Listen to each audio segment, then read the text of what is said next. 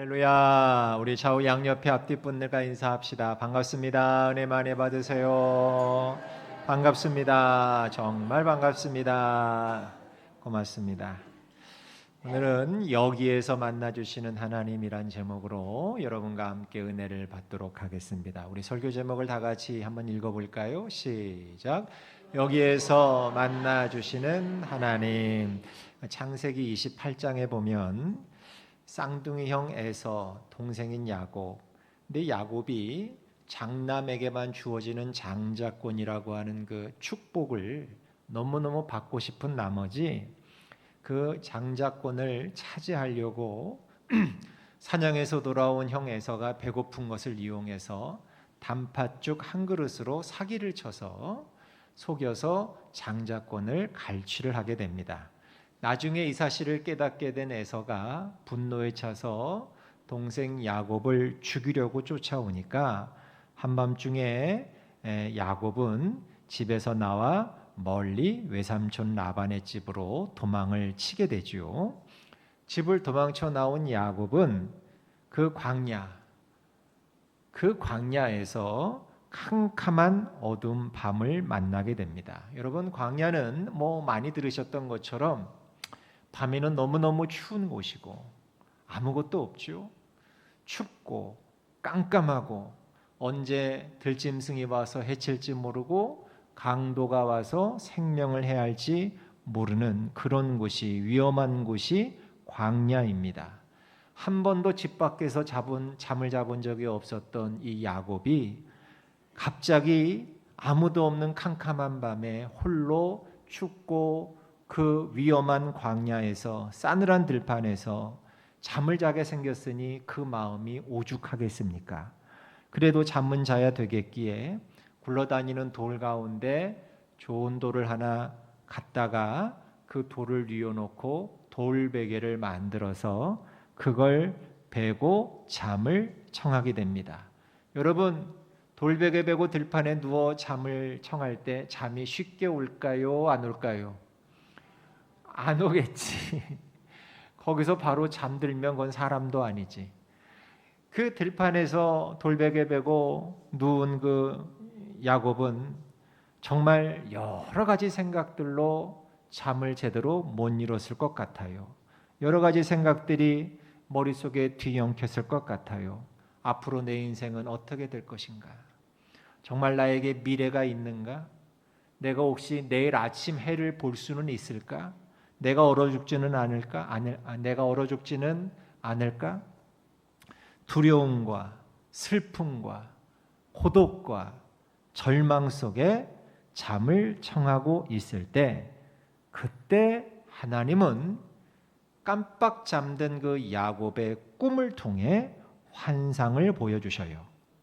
그리고 그 꿈을 통해 하나님이 야곱을 만나 주시면서 내가 너와 함께 하시겠다고 약속의 말씀을 주신 것입니다. 우리 창세기 28장 11절부터 15절까지를 한번 다 같이 합해 보시고 시작.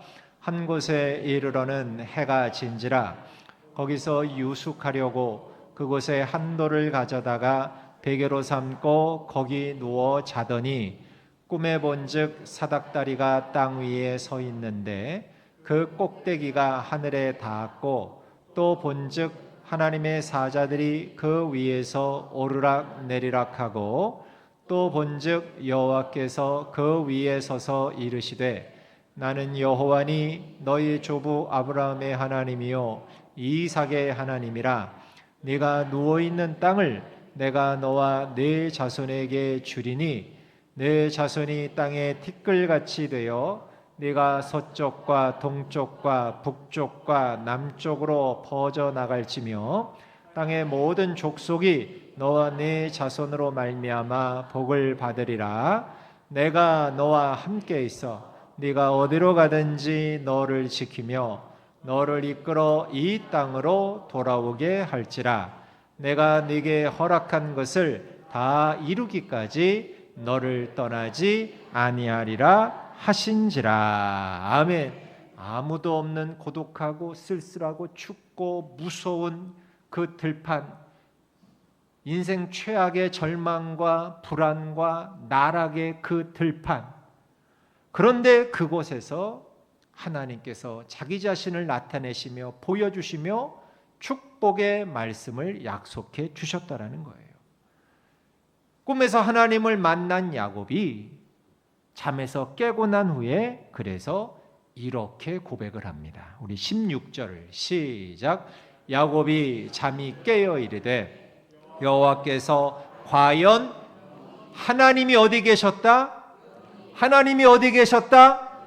여기 이 들판에도 하나님이 계셨다는 거예요.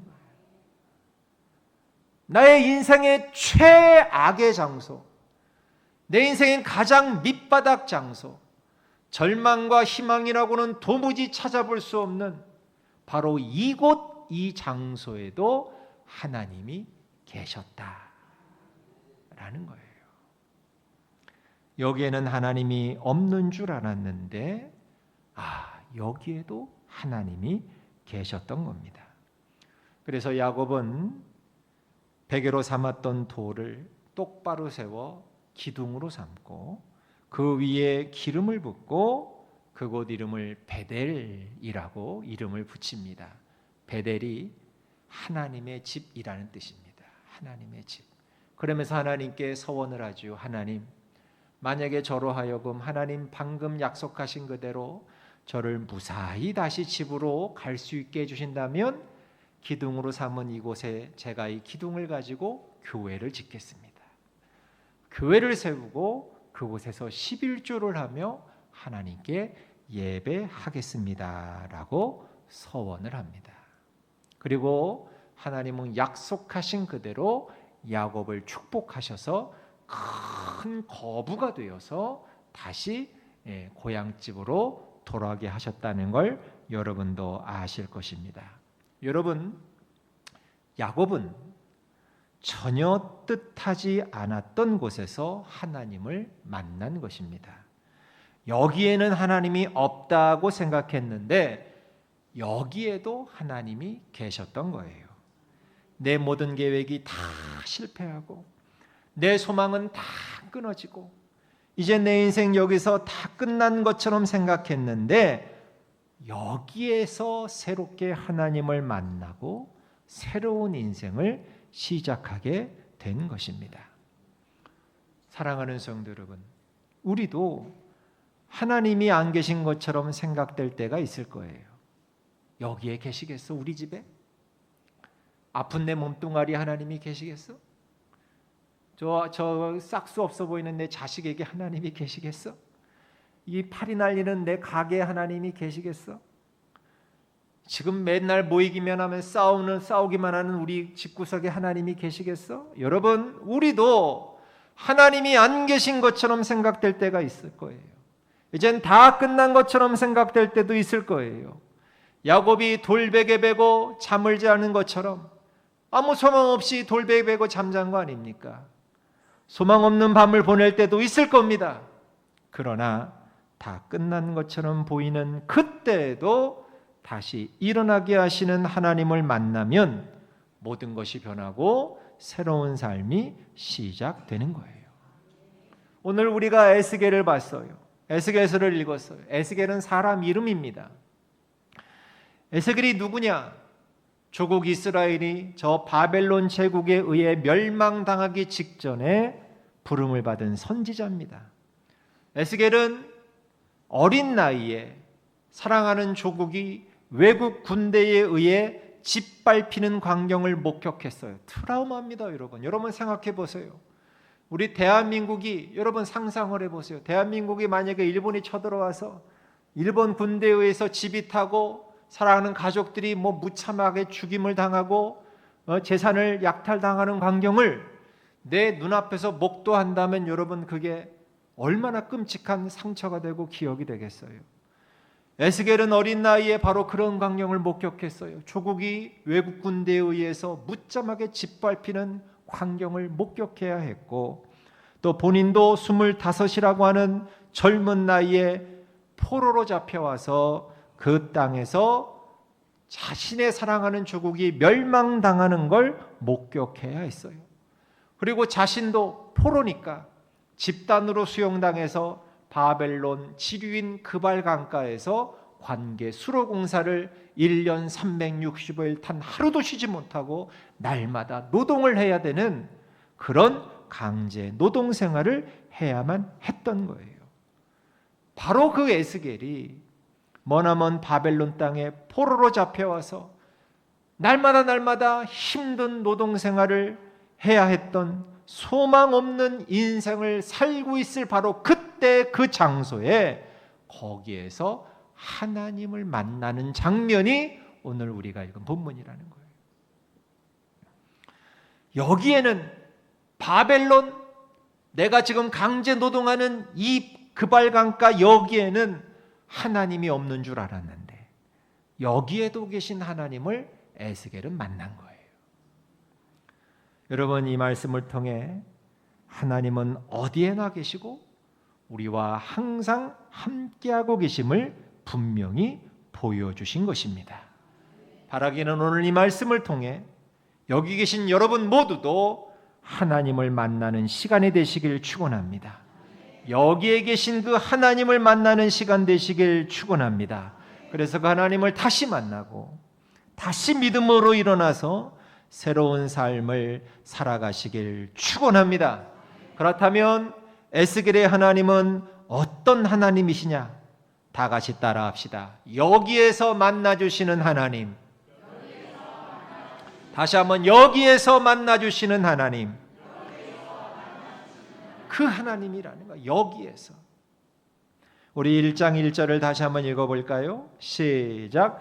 30째 해 넷째 달 초닷새에 내가 그발강가 사로잡힌 자 중에 있을 때에 하늘이 열리며 하나님의 모습이 내게 보이니. 여러분, 말씀을 보시면 30째니까 에스겔이 25살에 포로로 잡혀와서 30살이 된 거예요. 30살. 그발강가는 이 바벨론 유프라테스 강의 지류인데 여기에서 이제 포로로 잡혀와서 30살이 됐으니까 25살에 잡혀와서 강제로 노동을 하는 5년 동안이나 강제로 하루도 쉬지 못하고 날마다 노동 생활을 해야 하는 그야말로 꿈도 없고 소망도 없는 그런 인생을 살고 있었던 거예요.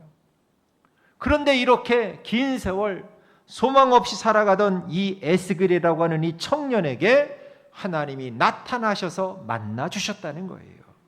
여러분, 본문을 보면 하늘이 열리며 하나님의 모습이 내게 보였다 그랬어요. 여러분, 하나님께서 환상 가운데 자신을 현현하신 거예요. 하나님의 모습을 환상 가운데 본 거예요.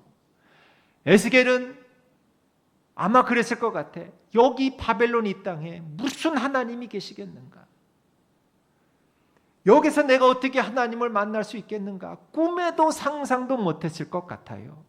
하나님을 만나려면 내 조국 예루살렘 그 안에 있는 그 성전에 갈 때에만 그곳에서야 하나님을 만날 수 있지 않을까? 그렇게만 생각했겠죠. 그런데 이제 멀리 바벨론의 포로로 잡혀온 이상 더 이상 하나님을 만날 방법은 이제 없다라고 생각하고 포기할 수밖에 없었을 것 같아요. 그런데 포로로 잡혀온 이 바벨론 땅에서 예루살렘 성전과는 수백 킬로미터나 떨어진 머나먼 이곳에서 자신이 5년 동안이나 하루도 쉬지 못하고 날마다 노동을 하고 신음할 수밖에 없었던 바로 이 땅에서 하나님의 임재를 경험한 거예요. 하나님이 하늘문을 열어주시니까 이 바벨론 땅에서도 하나님을 만나게 되었다는 것입니다. 한숨과 눈물과 절망의 그 땅에서 하나님을 만난 것이고 더 이상은 하나님을 기대할 수 없다라고 생각했던 그곳에서 하나님을 만나고 하나님의 음성을 들은 거예요. 여러분, 이건 뭘 의미할까요? 우리는 절망적인 상황을 만나서 하나님을 포기하고 살아갈 때가 있지만 하나님은 우리를 포기하지 않으시고 다시 찾아와 만나 주신다는 거예요. 바벨론 포로로 잡혀왔다면 이제 다 끝난 것처럼 보이는데, 다 끝난 것처럼 생각되는 그 자리에 우리 하나님은 다시 찾아와서 우리를 만나주시고 우리에게 새로운 기회를 주신다는 거예요. 여러분, 이것이 우리가 말씀을 읽어야 할 이유인 거예요. 포기하고 살아가는 하나님의 백성들을 다시 찾아오셔서 만나주시고 회복시켜주시는 하나님이 여기 계시다. 하나님이 우리를 영원히 버리신 것처럼 생각되어도 절대로 그렇지 않다라는 것을 말씀을 통해 보여주고 계시다는 거예요. 우리 2절 말씀을 다시 한번 읽어봅시다. 2절입니다. 시작. 여호야긴 왕이 사로잡힌 지 5년 그달 초닷새라. 그러니까 여호야긴 왕과 같이 잡혀왔거든요. 포로로, 왕과 함께. 그러니까 포로로 잡혀온 지 정확히 5년이 되었다는 거예요. 더군다나 에스겔은요, 출신이 가문이 제사장 가문이에요. 그러니까 제사장은 대대로 이어져 내려오는 거잖아요. 그러니까 에스겔은 아마 어려서부터 할아버지도 제사장, 아버지도 제사장이니까 자신도 그래, 나도 할아버지처럼 아버지처럼 훌륭하고 신실한 제사장이 돼야 되겠다. 자신도 제사장이 되기 위해서 꿈을 꿨을 거 아닙니까? 우리 손주 손녀들이 꿈을 꾸잖아요. 나 유명한 스포츠 선수가, 운동 축구 선수가 될 거야, 농구 선수가 될 거야, 가수가 될 거야, 교수가 될 거야, 선생님이 될 거야. 대통령은 안 나오더만요, 요즘은. 여튼간에 다 꿈을 꾸는 것처럼 이 에스겔도 청소년 시절에 그 꿈을 꿨을 거 아닙니까? 청년 때 나도 이런 멋진 제사장이 돼야지. 그런데 현실은 뭐예요? 포로로 잡혀온 거예요. 한창 꿈에 부풀어서 이제 이 꿈을 이루고 사는가 싶었는데 현실은 포로야. 포로로 잡혀와서 단 하루도 쉬지 못하고 날마다 땅을 파야 돼. 그러니까 모든 것이 다 물거품이 되고 만 거 아닙니까? 지금까지 열심히 준비하고 꿔왔던 모든 꿈은 깨어지고 모든 소망은 사라진 절망적인 상황을 지금 맞닥뜨리는데 그게 무려 5년이 되었다는 거예요. 5년을 그렇게 살았다는 거예요. 그런데 바로 그때에 하늘이 열리며 하나님의 모습을 그에게 보여주신 거예요. 제사장의 꿈을 가지고 있던 그였는데, 근데 이제 나타나 보여주신, 만나주신 그 하나님은 이제는 제사장 대신에 에스겔을 선지자로 불러주십니다. 우리 2장 3절을 다 같이 읽어보겠습니다. 상반절만 시작. 내게 이르시되 인자야, 내가 너를 이스라엘 자손 곧 패역한 백성 나를 배반하는 자에게 보내노라. 이건 선지자로 보내겠다는 거예요. 선지자로. 여러분, 우리는 때로는 하나의 꿈이 좌절이 되면 다시 새로운 꿈이 시작되는 경우가 많이 있어요. 내 꿈과 소망은 무너졌지만 이걸 통해 하나님이 주신 새로운 꿈을 붙잡는 인생을 살게 된다는 거예요. 그래서 여러분, 당부하노니 여러분의 계획이, 내 계획이 무너졌다고 인생 다 끝난 것처럼 포기하며 절망 속에 살면 안 돼요. 내 꿈과 소망이 무너져도 그 속에서 새로운 꿈을 부어주시는 하나님을 만나야만 한다는 거예요. 내 계획이 실패했다고 해서 모든 것 포기하지 마시고 하나님이 주실 새로운 꿈과 비전을 기대하면서 우리는 다만 참된 예배자가 되어 하나님 앞에 나아가야 될 줄로 믿습니다. 여러분, 오늘 우리가 예배하잖아요. 지금 예배하면서 우리는 어떤 하나님을 만나야 되겠습니까? 내가 무너진 그 자리에서 다시 일어나게 하시는 그 하나님을 다시 만나야 한다는 거예요. 내가 포기한 그 자리에서 다시 새로운 꿈을 꾸고 도전하게 하시는 그 하나님을 만나야 하는 거예요. 이런 하나님을 만날 때 우리는 믿음으로 승리하는 인생을 살아갈 수 있습니다. 우리 1장 3절을 다 같이 읽어보겠습니다. 시작. 갈대아 땅 그발 강가에서 여호와의 말씀이 부시의 아들 제사장 나 에스겔에게 특별히 임하고 여호와의 권능이 내 위에 있으니라. 아멘. 여러분 보시면 갈대아 땅 그발 강가, 지금 에스겔은 자신 있는 위치를 2번씩이나 반복해서 기록하고 있어요. 이건 하늘이 열리고 여호와의 이상이 보이는 곳이 어디였던가, 하나님의 말씀이 특별히 임하고 여호와의 권능이 부어진 곳이 어디였던가를 강조하고 싶었던 거예요. 여러분 그곳이 어디라고요? 하나님의 성전이 있는 예루살렘에서만 임하시는 것이 아니라 포로로 잡혀와 비참하게 살고 있는 이 그발 강가, 바벨론 땅 그발 강가에서도 동일하게 여호와의 영광이 임하고 하나님의 말씀이 들리고 여호와를 만날 수 있게 되었다는 거예요. 하나님을 만날 수 있는 곳은 예루살렘뿐만이 아니라 이처럼 멀리 떨어진 바벨론과 같은 곳에서도 만날 수 있다라는 것을 에스겔은 얘기하고 싶었던 거예요. 또 말씀을 보니까 여호와의 말씀이 나 에스겔에게 특별히 임했대. 말씀이 특별히 임했대. 여러분 깊은 절망 중에 있더라도 명심하세요. 하나님의 말씀이 내 귓가에 들려오기 시작하면 살 수 있는 줄로 믿습니다. 그거 중요한 거예요. 사실은 우리가 엄청난 고난과 시험을 당하면 누구 말도 내 귀에 안 들려요. 혼이 나가기 때문에. 혼이 빠진다 그러죠. 그런데 그런 가운데에도 하나님의 말씀이 어떤 방법으로든 어떤 방식으로든 내 귀에 들려오기 시작하면 그러면 우리는 살 수 있어요. 그러면 사는 거예요.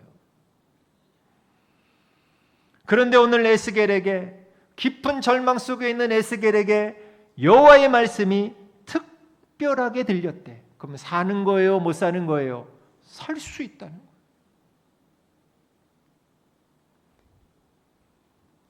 그 말씀 가운데 하나님이 사명을 주시고 우리를 부르실 때 이 말씀이 특별하게 들리게 하신다는 거예요.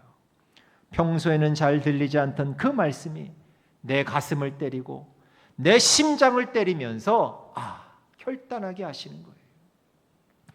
에스겔은 전혀 기대하지 않았지요.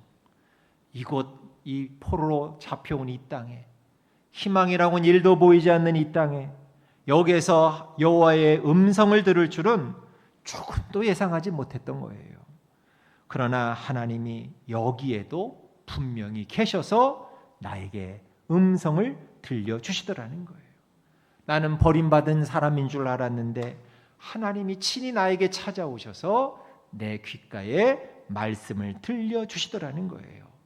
누구든지 하나님의 말씀을 듣는 그 사람은 다시 살아나는 줄 믿습니다.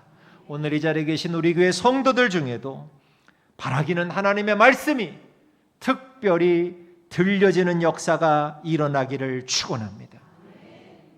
평소에 잘 들리지 않던 말씀이 들리기 시작하고, 이해되지 않던 말씀이 이해가 되기 시작하고, 평소에는 어떤 말을 들어도 그런가 보다, 감동이 되지 않던 말씀이 감동이 되기 시작하고, 평소에는 어떤 말을 들어도 꿈쩍도 하지 않았던 내 가슴이 울렁울렁거리고 말랑말랑거리면서 그렇구나, 나도 그렇게 살아야 되겠구나, 그럼 나도 이렇게 살면 안 되는 거 아닌가, 뭔가 나도 달라져야 되는 건 아닌가 하면서 말씀이 들리고 그 말씀이 내 삶을 조금씩 변화시키기 시작하면 하나님의 회복도 함께 시작되는 거예요. 그러면서 에스겔은 뭐라 그랬느냐? 여호와의 권능이 내 위에 있었다라고 얘기합니다. 여호와의 권능이. 원문의 뜻은 여호와의 권능을 여호와의 손 이렇게 얘기하고 있어요. 여호와의 손, 여호와의 손, 이 손. 에스겔에게 말씀을 들려주시고 이제는 제사장이 아니라 너를 새롭게 선지자로 내가 너를 새로운 사명을 너에게 주겠다.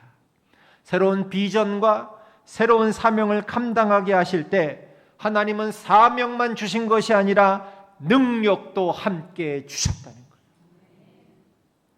하나님의 능력으로 이 사명을 잘 감당할 수 있도록 하나님의 권능의 손이 함께 하신 거예요. 사랑하는 성도 여러분, 오늘 말씀은 에스겔이 절망의 땅 바벨론에서 소망의 하나님을 만나는 장면이었어요. 그는 다 끝난 것처럼 생각되는 그 자리에서 다시 일어나게 하시는 하나님을 만난 거예요. 자신의 꿈은 깨어지고 무너졌지만 다시금 그 꿈이 아니라 새로운 꿈을 부어주시고 새로운 인생을 살 수 있도록 능력을 부어주시는 하나님을 만난 거예요. 그에게 하나님의 말씀을 특별히 들려주시고 권능으로 함께 하셨어요. 여러분, 하나님이 에스겔에게 왜 이렇게 하셨을까? 그 이유가 뭔지 아시겠어요? 왜 하나님이 에스겔에게 왜 이렇게 하셨을까요? 그 이유는 바로 우리를 포기하지 않으셨기 때문이에요. 여러분 명심하세요. 하나님은 결코 여러분을 포기하지 않으세요. 그래서 우리를 다시 찾아오셔서 만나주시고 새로운 사명을 주시고 새로운 회복을 주시고 권능을 주시고 그래서 새로운 인생을 살게 하시는 거예요. 오늘 이런 회복의 역사가 우리의 예배와 삶 가운데 충만하게 일어나시기를 축원합니다. 정말 우리의 예배와 삶이 하나님의 임재를 경험하고 하나님의 말씀이 특별하게 들리고 하나님의 권능을 받는 그런 예배와 삶이 되시길 축원합니다. 여러분 예배 드릴 때 그러니까 축 처져서 예배하지 마세요. 그냥 맨날 드린 예배니까 그냥 헐렁헐렁 이렇게 하지 마세요. 죄송한 얘기지만 찬송 소리가 제가 경험했던 모든 교회 가운데 우리 교회 성도들 찬송 소리가 제일 작아. 하는 건지 많은 건지 왜 그래요? 찬송도 힘차게 부르고 박수도 힘차게 치고 아멘도 크게 하고 뭐 그냥 다 죽어가는 사람처럼 내일 날받아 놓은 사람처럼 왜 그렇게 하세요? 힘차게 기쁨으로 소망으로 믿음으로 간절함으로 하나님이 여기 계시는데 진짜 하나님이 옆에 계시다면 여러분 이렇게 하시겠어요? 예배 가운데 능력과 회복이 일어나려면 예배하는 우리가 제대로 예배를 드려야지. 제대로. 여기가 바로 그런 자리가 되어야 한다는 거예요. 우리 하나님은 바로 여기에서도 만날 수 있는 하나님입니다. 바벨론에서 혼자 외롭게 예배했던 에스겔을 만나주신 하나님이 어떤 상황 속에서도 끝까지 예배하며 살아가는 우리들도 분명히 만나주실 줄 믿습니다. 여러분, 여러분의 가게에서 예배하세요. 예배하세요. 장사가 잘 안 돼요? 예배하세요. 거기에도 하나님이 계시니까. 에스겔이 예배하다가 하나님을 만난 거 아닙니까? 여러분 직장에서 예배하세요. 직장 생활이 힘드시면. 자녀들이 속색입니까? 배우자가 속속입니까? 가정에서 예배하세요. 왜 예배 안 합니까? 예배하면 그 자리에도 하나님이 함께 하셔요. 절대 포기하지 않고 전심으로 예배하면서 하나님을 향해 달려가는 참된 예배자가 되어야 할 줄로 믿습니다. 이렇게 하나님의 얼굴을 구하며 나아가면 여기에서 하나님을 만나는 참된 예배가 시작될 거예요. 다 끝난 것처럼 생각했던 그 자리에서 다시 일어나게 하시는 하나님을 만나게 될 것이고 하나님의 말씀이 여러분 귓가에 천둥처럼 들려질 거예요. 그리고 새로운 사명, 내가 꿨던 꿈이 이건데 그게 꿈이 사라졌나요? 사그라졌나요? 새로운 사명, 새로운 꿈을 부어주실 거예요. 기대하시라. 개봉박두. 그러면서 그 사명 감당할 수 있는 그 꿈을 이룰 수 있는 권능을 부어주실 거예요. 그러면서 우리는 다시 힘차게 도전하는 삶이 시작될 거예요. 질병의 자리에서, 잘 안 되는 그런 자리에서, 절망의 자리에서 다시금 새롭게 시작하는 그런 삶이 시작될 거예요. 우리 모두 지금 여기에서 우리를 만나주시는 그 하나님을 만나시길 바랍니다. 우리 힘든 시대 하나님은 멀리 떨어져서 우리가 만날 수 없는 그런 하나님이 아닙니다. 우리 모두 여기에서 우리를 만나주신 하나님을 생생하게 만나고 다시 일어날 힘을 얻어 이 어려운 시대를 믿음으로 이겨나가시는 축복된 삶을 사시는 여러분 되시길 주의 이름으로 간절히 축복합니다.